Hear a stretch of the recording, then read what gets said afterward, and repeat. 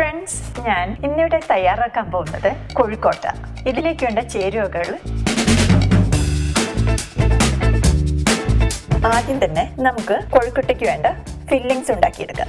ഇതിനു വേണ്ടി ഒരു പാത്രത്തിൽ നമ്മൾ എടുത്തു വെച്ചിരിക്കുന്ന ശർക്കര ഇട്ട് ഇതിലോട്ട് 1/2 കപ്പ് വെള്ളം ഒഴിച്ച് നന്നായിട്ട് മിക്സ് ചെയ്തതിന് ശേഷം മീഡിയം ഫ്ലെയിമിൽ വെച്ച് ശർക്കര പാനിയാക്കി എടുക്കുക. ശർക്കരയെല്ലാം അലിഞ്ഞ് വെള്ളം കുറച്ച് വറ്റി പാനിയായി കഴിയുമ്പോൾ ഇതിലോട്ട് നമ്മൾ എടുത്തു വെച്ചിരിക്കുന്ന നാളികേരം ഇട്ട് നന്നായിട്ട് ഇളക്കി വഴറ്റിയെടുക്കുക.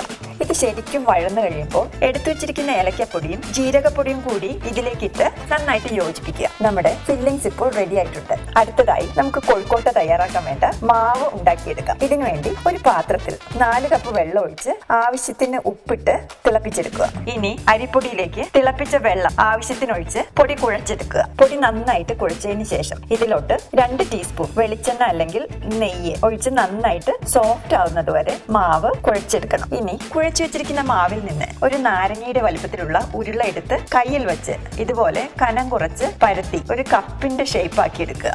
എല്ലാ വശവും ഒരുപോലെ പരത്തിയെടുക്കാൻ ശ്രദ്ധിക്കണം. ഇതിന്റെ നടുവിലോട്ട് നമ്മൾ ഉണ്ടാക്കി വെച്ചിരിക്കുന്ന ഫില്ലിങ്സ് വെച്ച് ഒട്ടും പുറത്തോട്ട് പോകാതെ കവർ ചെയ്ത് ഉരുളകളാക്കി എടുക്കുക.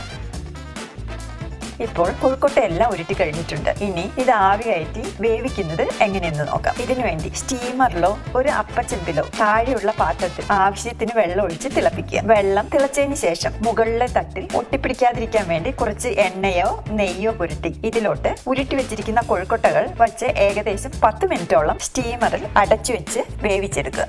ഇപ്പോൾ നമ്മുടെ സ്വാദിഷ്ടമായ കോഴിക്കോട്ട റെഡി ആയിട്ടുണ്ട്. ഇത് നമുക്കൊരു സെർവിംഗ് ഡിഷിലോട്ട് മാറ്റി ചൂടോടുകൂടി സെർവ് ചെയ്യാം.